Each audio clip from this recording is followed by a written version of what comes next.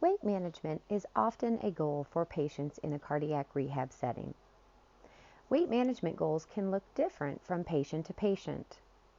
If we're at a healthy body weight, our weight management goal may be to maintain our current body weight and prevent weight gain as we get older. Sometimes I have a patient who's working on gaining weight as part of their weight management goal. However, those are few and far between. Often, I have patients who want to lose weight as their weight management goal.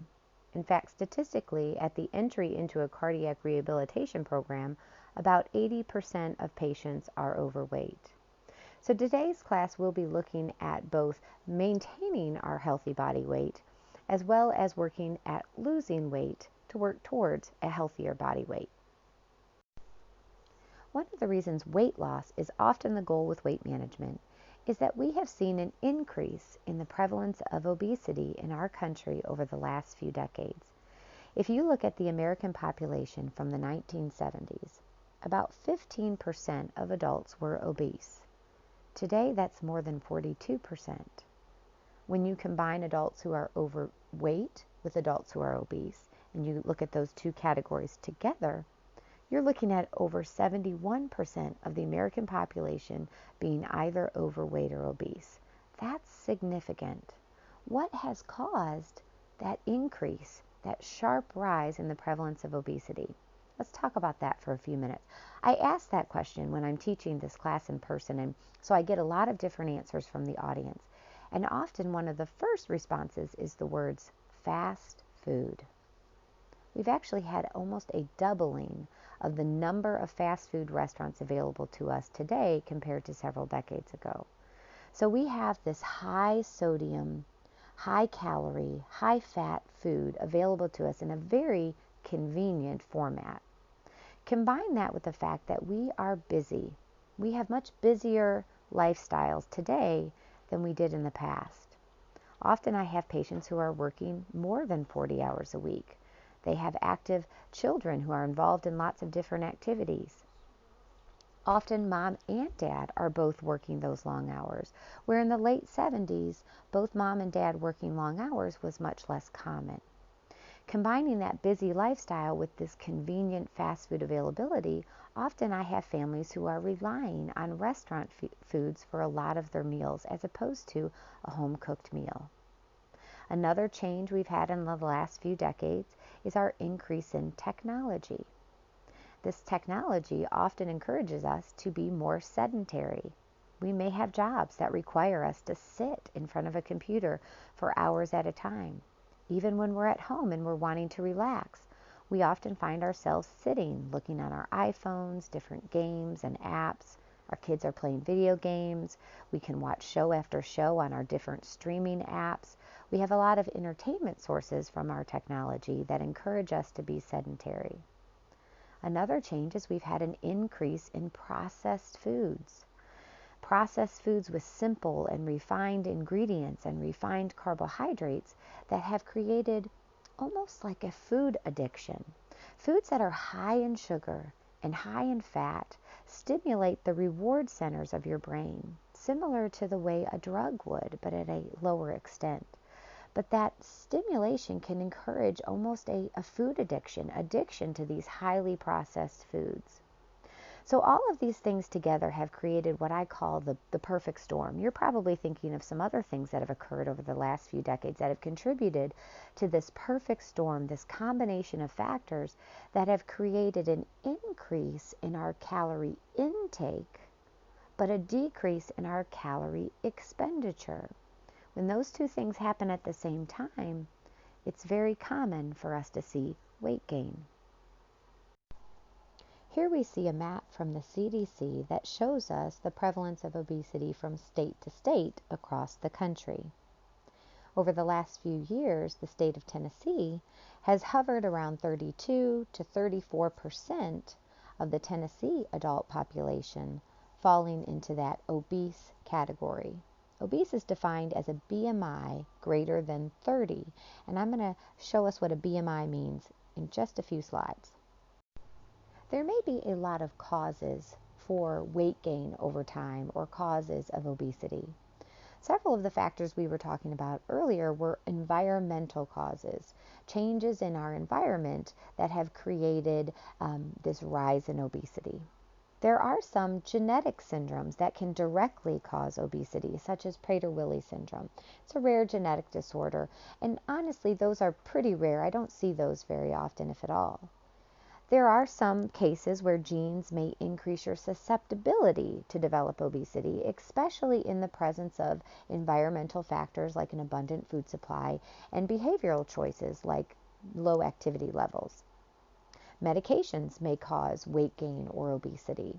Certain medications like steroids, like prednisone, while a very effective medication, it does have side effects, and one of those is potentially weight gain. Some antidepressant medications can encourage weight gain. But weight gain and obesity is usually caused, at least in some part, by what we're going to talk about today, an energy imbalance. Now, when I use the word energy today, I'm referring to calories. A calorie is a measure of energy. And when we take in energy or calories from food, we need to use up those calories or energy in our energy expenditure in order to create an energy balance. When we have an energy imbalance, when we're consuming more energy or calories than we're actually going to use, we're going to see weight gain over time. And that's what we're going to be talking about today, this energy imbalance. When we regularly consume more calories than we're going to use or expend, we will store those calories in the form of body fat. Body fat has some important functions in our body. It helps to regulate our body temperature, it helps to pad our organs. But when we store too much body fat, especially in the waist area, we will be at increased risk for some very serious diseases. Things like diabetes. We're at increased risk for developing and worsening our diabetes. In fact, 9 out of 10 people with newly diagnosed type 2 diabetes are overweight. It's a big risk factor.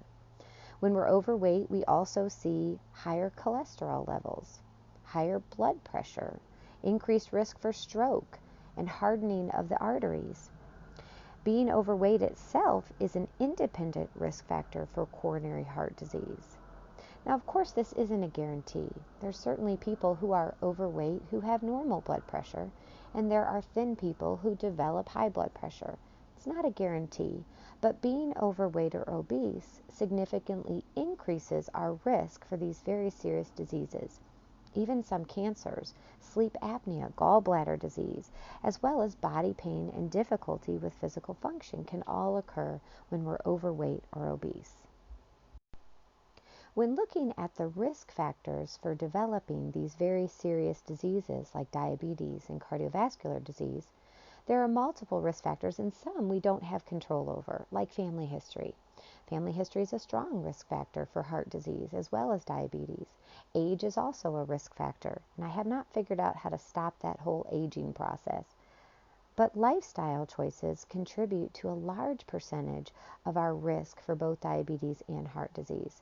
Things we do have control over, like our diet, how much we exercise, and even our weight. I know sometimes it feels like we don't have control over our weight, but we do. We can influence it. And that's what we'll be looking at today, reducing our risk for these serious diseases with our lifestyle choices, like weight management. I've been using the word overweight and obese quite a bit, so let's define what I mean by that. When I use the term obese or overweight, this is a objective term, not a subjective term. It's a term based on a patient's BMI or body mass index. We're probably familiar with this term. It's a pretty common used tool. Your physician's office calculates your BMI. We calculate your BMI at cardiac rehab. Even health insurances and life insurances may calculate your BMI. Your BMI is a comparison of your weight in relation to your height. Those are the two pieces of information that are used. It's a formula. The original formula used your weight in kilograms and your height in meters, but most of us don't know how tall we are in meters. So we use 703 as a conversion factor. The formula is there on your slide. You take your weight in pounds, multiply it by 703, and then divide that number by your height in inches squared. That will give you your BMI. A BMI less than 18.5 is considered underweight, and there are health risks with being underweight as well. A healthy body weight is a BMI of 18.5 to 24.9, where overweight is defined as a BMI of 25 to 29.9. Someone is considered obese when their BMI is 30 or greater. Now you may be wondering who determined what a healthy BMI was. And this was determined based on rates of these serious diseases that we've been taking a look at. People with a BMI of 18.5 to 24.9 have less of a risk of developing those serious diseases. Now, the BMI is one tool that we use, but it is a limited tool. We use it often because it's very simple. It's a calculation based on only two pieces of information, your height and your weight. That makes it a very commonly used tool, but it also does create some limitations. Because it only uses those two pieces of information, it doesn't look at gender, for example. A man who is 6 foot tall or a woman who is 6 foot tall is given the same healthy weight range, even though men sometimes weigh more than women. Genetically, men have more muscle mass, and muscle is very dense, so men tend to weigh more than women. That would be a limitation of the BMI tool. There's also no age factor, so a 20-year-old 5'5" woman and a 50-year-old 5'5" woman are given the same healthy body weight range, when often we do gain a little bit of weight as we get older. There's also no body composition factor involved in BMI, which means it doesn't take into account your body fat compared to your lean body mass. So if we had a professional bodybuilder come in here and we took their BMI, measured their BMI, often they will fall into the overweight or obese category because they have such a large amount of muscle mass. Now, I don't usually have professional bodybuilders in the cardiac rehab setting, so that hasn't been an issue. But sometimes patients can be discouraged at the end of their cardiac rehab when their BMI or their weight hasn't changed, but their body composition may have changed or improved.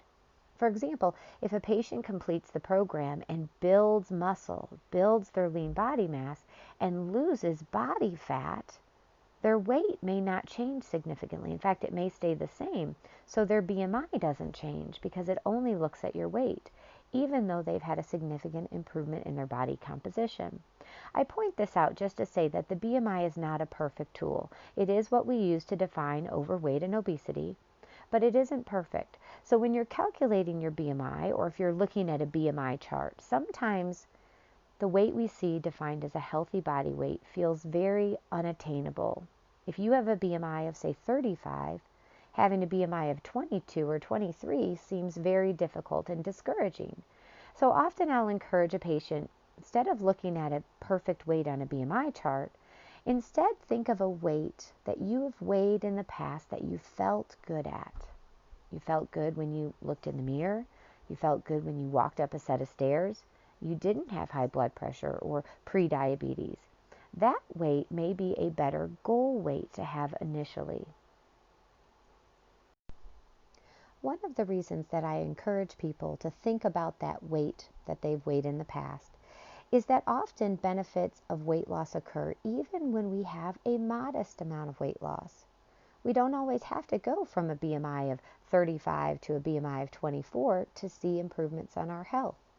Even a small amount of weight loss, we'll start to see reductions in our blood pressure, lowering of our cholesterol or triglyceride levels. We see improvements in blood clotting abnormalities and measures of inflammation when we have even modest amounts of weight loss, especially diabetes. Studies have shown that if we are pre-diabetic, if our doctor has told us that our blood sugar is a little higher than it should be, not high enough to be called diabetes, but we're in that pre-diabetes category, that even losing 5 to 7% of our body weight can help prevent that pre-diabetes from turning into type 2 diabetes. And 5 to 7% of our body weight for someone who weighs 200 pounds is only a 10 to 14 pound weight loss. So a small amount of weight loss, we're going to see improvements in our health. So how do we lose weight? Well, that is a $72 billion question. That's how much Americans spend on the weight loss industry every year. That includes diet drinks and low-calorie frozen entrees, meal replacement programs, medically supervised weight loss programs, gym memberships, diet books, exercise DVDs, $72 billion a year. And unfortunately, the amount we spend on all of those things has gone up right alongside the rate of obesity, which means in a lot of cases, it's not working. In fact, one statistic I read was quite depressing. It said 90% of dieters will either fail or regain the weight that they lost in the diet. That almost makes me not want to try. It does make me wonder about the 10% that are successful, and we're going to talk about them in a minute. But a couple of things to think about with weight loss diets. There's a lot of different approaches. If you watch commercials on TV or done any reading online about different weight loss programs, you know there's all kinds of ways to do it. We can do a low-carb diet like the keto diet or the Atkins diet. Both of those are very popular. We might increase our exercise, reduce our portions. We might do a Weight Watchers program or pay to have food sent to us like a Jenny Craig program or a Nutrisystem program. A lot of different approaches, and they are seemingly very different. I can eat things on Weight Watchers that I couldn't eat on a low-carb diet. I can have dessert with Nutrisystem where I may not be able to have something like that on a different diet. There's a lot of different approaches, but when you look at each one, they're all doing the same thing. They're reducing your calorie intake. If you're counting points on Weight Watchers, you're really counting calories because each point is worth a certain amount of calories. If you're ordering your food from Nutrisystem, they've reduced your calorie intake by reducing the portions. If you're replacing each meal with a Slim Fast shake, you're reducing your calorie intake. Even that low-carb diet, where you don't have to pay attention to calories at all, still ends up reducing your calorie intake because it eliminates so many higher calorie foods. So when we think about weight loss, we do have to talk about this calorie balance. And there's a couple things to think about. Some of these weight loss programs I mentioned are actually really good programs. For instance, Weight Watchers is actually a great program. But some programs are going to work well for some people, but not necessarily for other people based on our personalities. So there's a lot of things to consider when you're looking at a weight loss plan. One thing to consider is if it eliminates an entire food group, there are some nutrition concerns. Each food group we have has unique nutrients. And when we completely eliminate an entire food group, like with the low-carb diet, you would eliminate grains and fruits for the most part. You have the risk of missing out on certain important nutrients that will be very hard to get from the other food groups. This is true for any type of diet. Also, diets that are overly restrictive and very difficult to do are hard to maintain. And we all know what happens when we go on a diet and lose weight but can't do it for long and eventually go off the diet. Often we see that weight come back, sometimes with extra weight that we didn't have in the first place. So a lot of times losing weight isn't the hard part, it's keeping it off, maintaining that weight loss. And so we have to think of a weight loss journey as a lifestyle change. Not a diet that we're going to go on, that we eventually will go off of, but a change that we're going to make over time, that we're going to maintain throughout our life to help maintain that healthy body weight.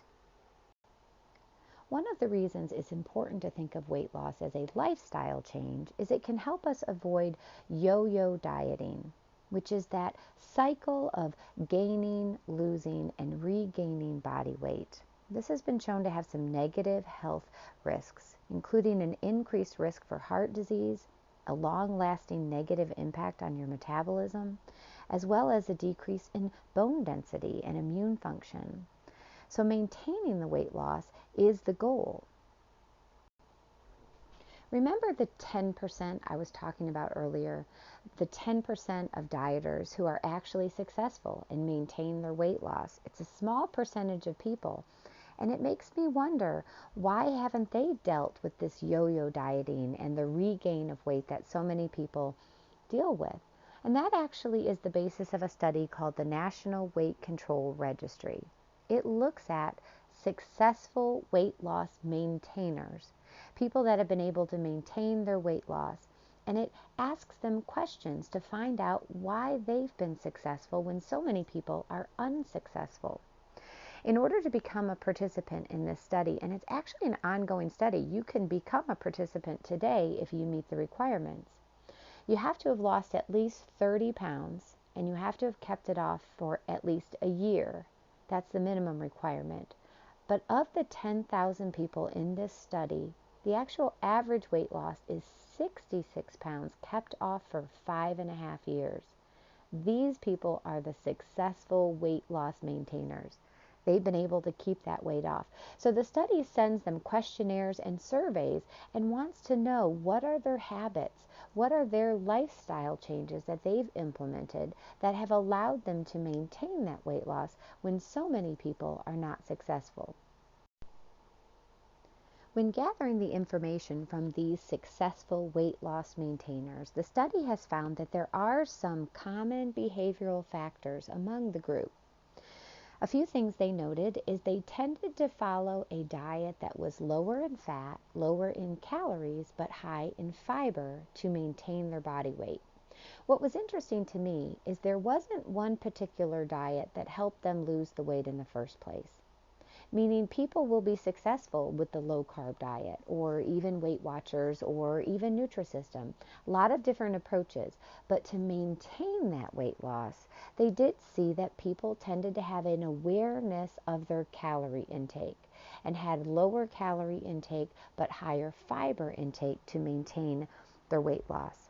They also had some common habits. About 78% of those 10,000 people in the study ate a healthy breakfast every day. There's a couple reasons why this might be important. A lot of times when people skip breakfast, and I see this a lot in people with a busy work schedule, they might skip breakfast, barely have time for lunch, and then come home from work and basically eat all night long with snacks, large dinner, maybe overeating because we're so hungry. And they're consuming the bulk of their energy in the form of calories in the evening when they're going to be pretty sedentary and not really burn a lot of those calories up. Another reason why breakfast may be important is when we eat breakfast, we wake up our metabolism. We get that metabolism going in the morning. They call it the thermic effect of food, where actually digestion of the food gets that metabolism going. When we think about the calories we burn during the day, our calorie expenditure, it's actually made up of 3 different groups. Calories we burn during exercise. We know we burn calories when we're on the treadmill. The little number on the treadmill tells us so. We burn calories during activities of daily living. So walking from our house to our car, walking around the grocery store, taking our dog for a slow stroll, all of that does burn some calories. But the largest amount of calories we burn during the day actually just comes from our metabolism, our burning of energy and calories to maintain our body. Our brain requires some calories, our heart beating, our lungs working, all of that requires energy to keep all of those processes going. And when you go to sleep at night, you enter a mini fasting state. And the metabolism does tend to slow down initially in a mini fasting state, and it doesn't pick up again until you break the fast. That's why they call it breakfast. So a lot of times when we eat breakfast, we get that metabolism going so that we are burning at a slightly higher rate for a longer period of time. Now, there is a popular trend called intermittent fasting where people actually skip breakfast and have a long fasting window and eat during a window of about 12 noon to 8 p.m. during the day. And that can work for some people too. So it's not a hard fast rule that you have to eat breakfast, but 78% of the 10,000 people who've maintained this weight loss reported eating breakfast every day. Another thing is they don't eat out often, and they eat fast food less than 1 time a week. Remember at the beginning, we said fast food was part of the reason we're in the situation as a country that we're in. People who lose weight and keep it off, they don't rely on fast food. In fact, they don't eat out all that often at all, less than 3 times a week.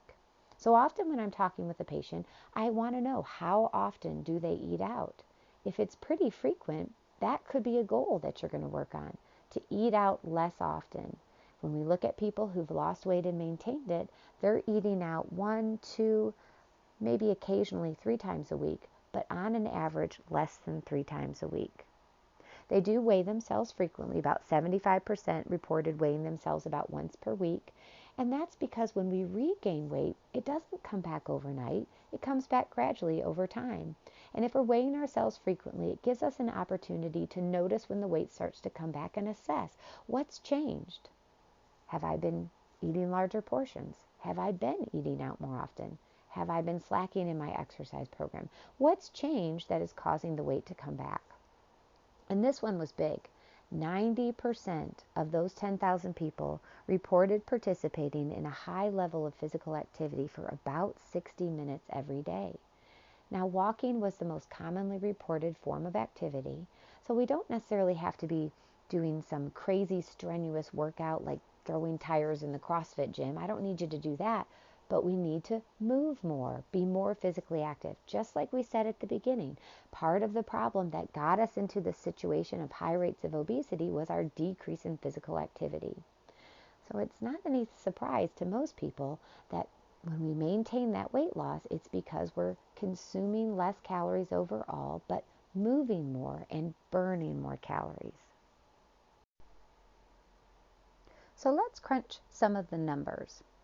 When we look at a pound of body fat, it can store up to 3,500 calories. So in order to lose a pound of body fat, I have to create a 3,500 calorie deficit, meaning I take in 3,500 calories less than what I actually burn. That's hard to do in a day. In fact, virtually impossible to do in a day. But we could divide that number 3,500 by 7 days in a week. And if we create a 500 calorie deficit every day for 7 days, we'll have created a 3,500 calorie deficit by the end of the week. So for example, if I consume 2,000 calories a day, but I burn 2,500 calories every day with my metabolism, my daily activity, and then my exercise session, then I'll create a 500 calorie deficit. My body will have to dip into my calorie reserves, also known as my body fat, and burn some of it up to make up that deficit. And at the end of the week, if I'm consistent with that, theoretically, I should burn about a pound of fat. Now, I did simplify something that is not simple to actually do. Losing weight is a complicated process. There's a lot of factors involved. But the calorie deficit piece of it is a necessary component when it comes to weight loss. Now, a pound a week is not very fast. And so I'm going to use my husband as an example. He's impatient and wanted to lose weight faster than a pound a week. So he told me, I'm going to cut way back. I'm going to cut 1,500 calories every day. I'm only going to eat 700 calories every day so that I can burn 3 pounds a week. And at the end of 6 weeks, I'll be down about 18 pounds. What do you think my response to that was? Probably not going to work. And the reason is when we cut back too far in our calorie intake, our body enters that starvation mode. Your body doesn't know the difference between a self-inflicted 700 calorie diet and a simple lack of food availability. And your body can become very efficient at burning calories to maintain itself in a lack of food. So that's one of the reasons we see diet failures. In fact, we saw this happen on TV years ago with Oprah Winfrey. She lost a ton of weight back, it was probably the 90s. And she got on television and came out with the red wagon. Most of us remember this image of her with the red wagon piled up on the fat, all the fat that she had lost. She lost weight very, very quickly on a Medifast program or a medical supervised diet program that was a liquid-based program, but basically cut her caloric intake down to about 700 or 800 calories a day. She lost weight very, very quickly. And I read a book that Oprah wrote years later, and she said she started gaining the weight back the day they taped the Red Wagon show, which means she kept it off for one day.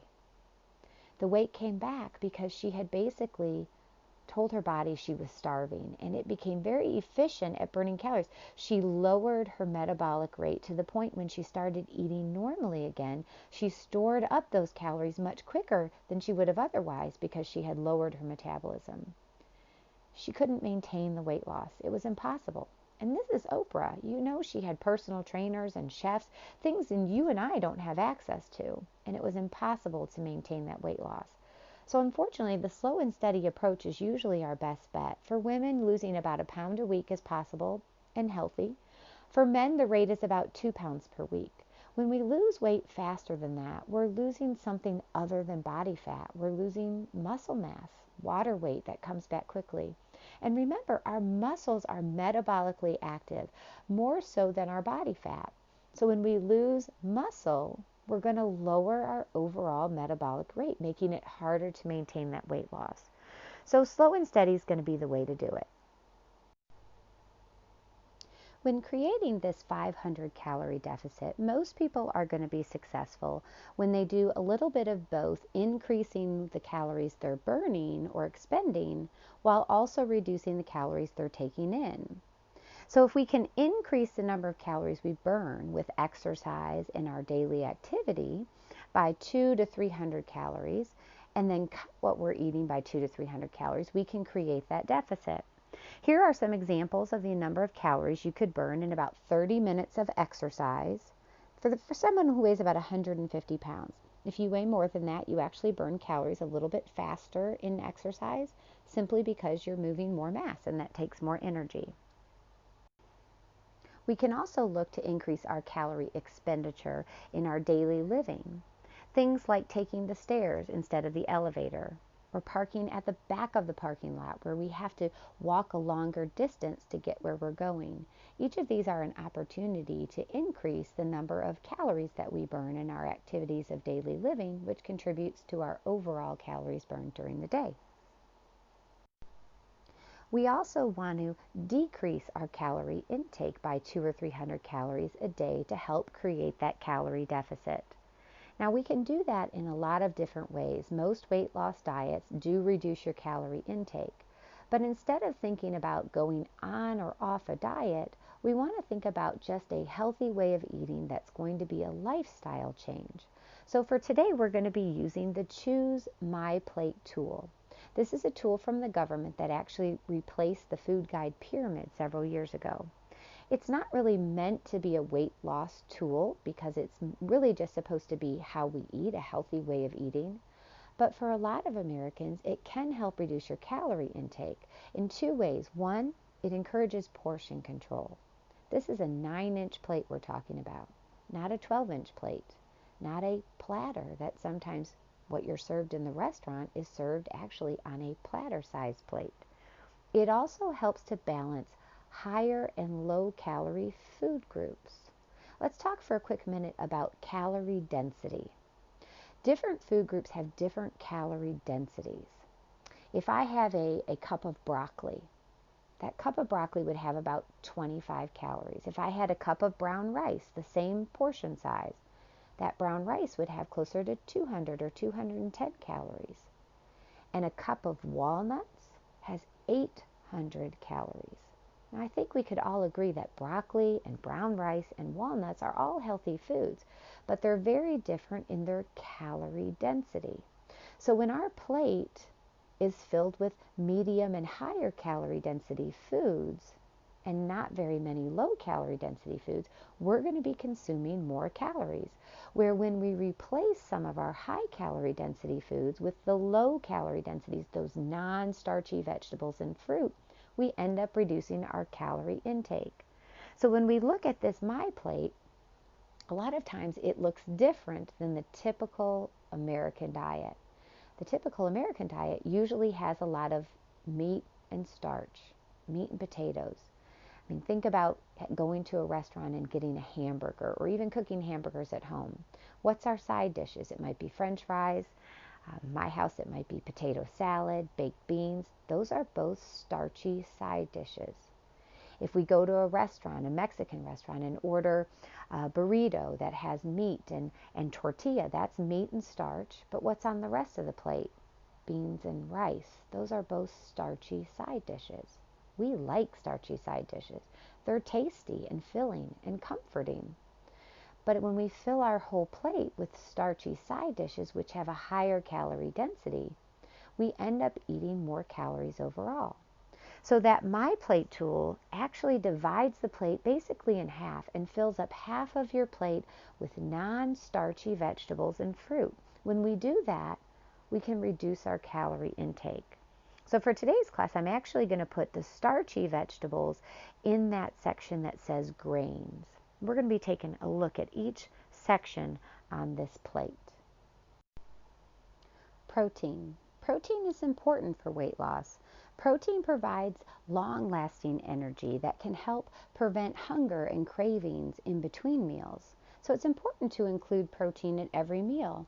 But the protein's only going to fill 1/4 of the plate. So whether it's chicken or fish, lean beef or pork, it's going to be about the size of a deck of cards. That's a lot smaller than a typical meat portion in the average American diet. Protein is important to help build and repair our muscles, and it can provide important nutrients like zinc and iron and certain B vitamins. There may, however, be a big calorie difference in my protein choices. A lot of protein, especially our meat choices, are some combination of protein grams and fat grams. And protein has 4 calories per gram and fat has 9 calories per gram. So if I fill that quarter of my protein plate with a lean protein like skinless chicken breast, it's mostly grams of protein, very little fat, it's going to be relatively low calorie, about 105, 110 calories in a 3-ounce portion of chicken breast.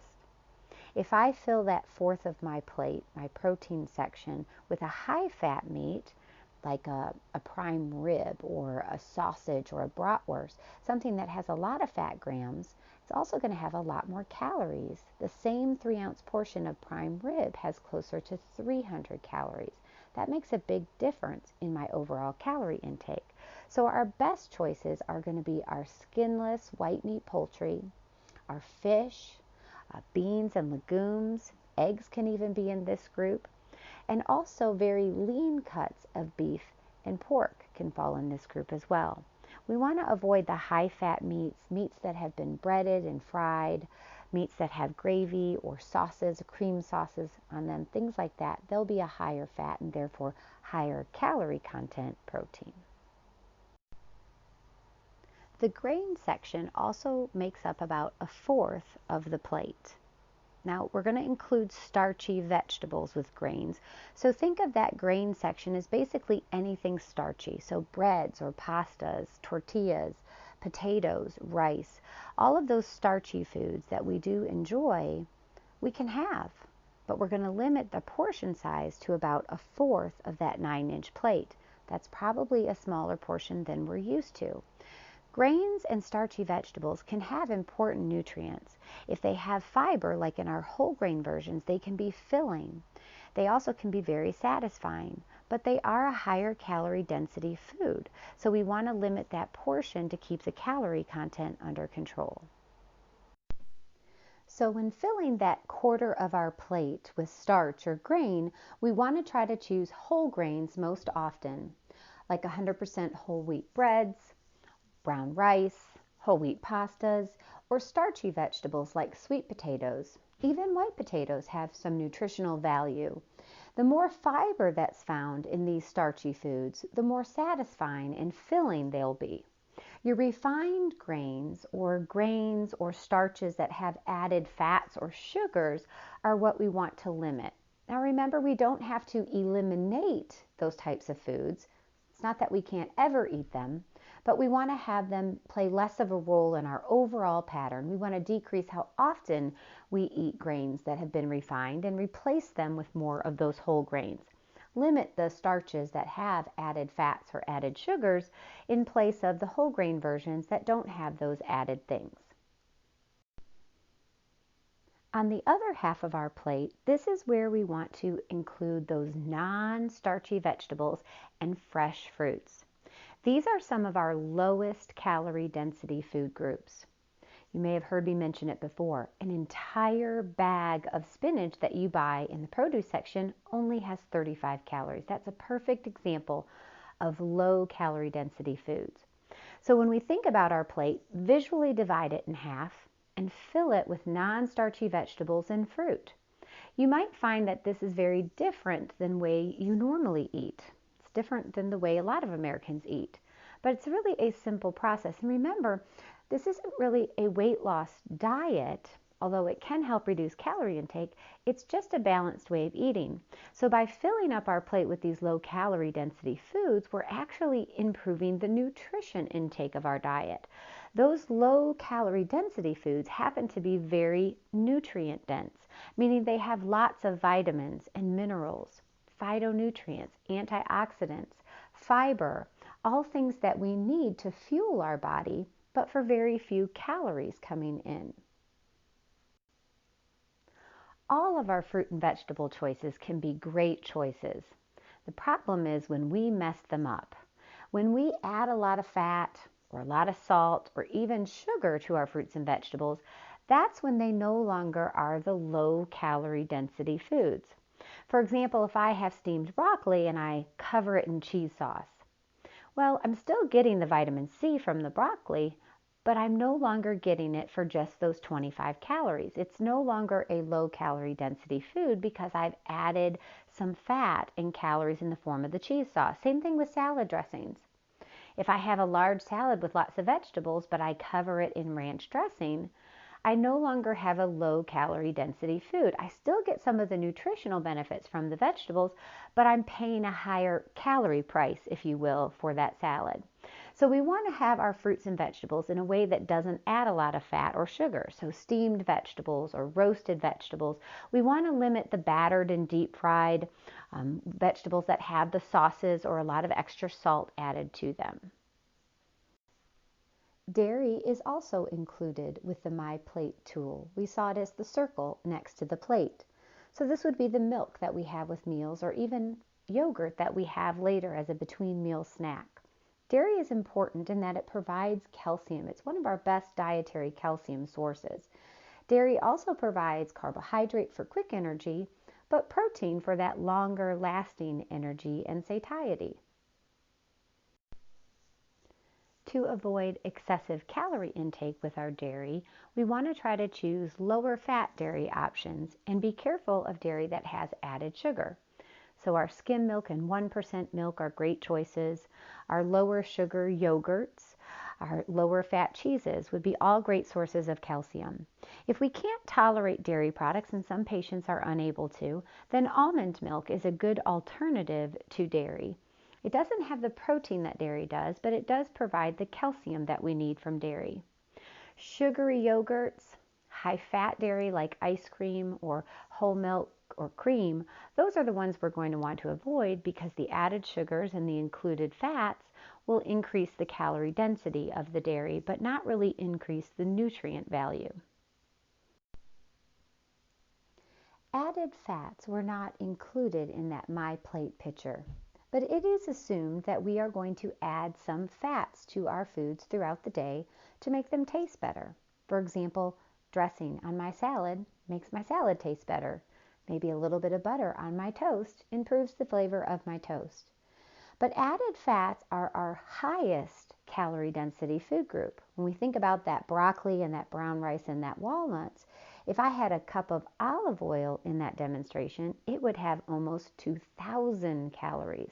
Now I realize we're not going to drink a cup of olive oil. But my point is when we add these fats, even healthy fats like olive oils and nut butters, to our foods frequently, the calorie content can add up pretty quickly. So if weight maintenance is our goal, anywhere from 2 to 3 servings of fat per meal is acceptable for a total of about 6 to 8 servings per day. If we're trying to lose weight using this My Plate tool, we'd want to limit the added fats to more like 1 serving per meal or about 3 servings per day. Now what a serving size is important to know. A serving of fat would be a teaspoon of butter or oil. a tablespoon of salad dressing or peanut butter, a tablespoon of sour cream or mayonnaise. All of those are examples of a serving size of fats. For heart health, we want to try to choose fats that are predominantly unsaturated fatty acids. Typically, this means that the fat comes from either a plant or a fish. Fat that comes from dairy or animal sources, as well as tropical oils, will be higher in saturated fats and can raise our cholesterol level. But whatever fats we choose, they're going to provide a lot of calories. So we want to control the amounts to keep our overall calorie intake appropriate. Here are some examples of what our plate might look like in real life, modeled after this My Plate tool. Now, a lot of us don't eat vegetables for breakfast. So if that's the case and we're eliminating that food group, we may want to try using a smaller plate or dish at breakfast to help with portion control. But we can also include the whole grains, the fruit, the protein, and the dairy at breakfast to make a satisfying and complete breakfast. An example here is Greek yogurt, which has both dairy and protein in it, along with some granola as our grain and some fresh fruit to complete our meal. We don't always have vegetables at breakfast, but we should definitely be having them at lunch. So in these examples for lunch, we're filling half that plate with non-starchy vegetables and a little bit of fruit. Remember, fruit does have natural sugar in it, so if you're diabetic, it's going to raise your blood sugar. And it does have a little bit higher calorie content, so we're doing a smaller portion of fruit, but half that plate's non-starchy vegetables and fruit. In this one example, we have a sandwich. So we have our wrap is our whole grain, our hopefully low sodium turkey is our protein, and then our low-fat dairy is from our Swiss cheese. Now the other side of the plate, we've got vegetables and fruit. But when I talk with patients one-on-one, I often do a diet recall and have them tell me what they ate the day before. And sandwiches for lunch are pretty common. What do you think the number one side dish is when someone eats a sandwich? You guessed it, chips, almost every time. So if I've got a sandwich on one side, which is mostly my starch and protein, and I fill the other side with chips, I've got a plate full of meat and starch, just like that typical American diet. So let's crunch some numbers on that. If I've got that half of my plate filled with, say, 15 Doritos, that's about 225 calories. If I remove all that starch and fill up half that plate with non-starchy vegetables and fruit, I'm going to reduce the calorie intake. That cup of vegetables probably has about 25 calories. That small apple about the size of my fist has about 60 calories. So I've removed 225 calories by getting rid of the Doritos and replaced it with only 85 calories. I just shaved off about 140 calories off that meal.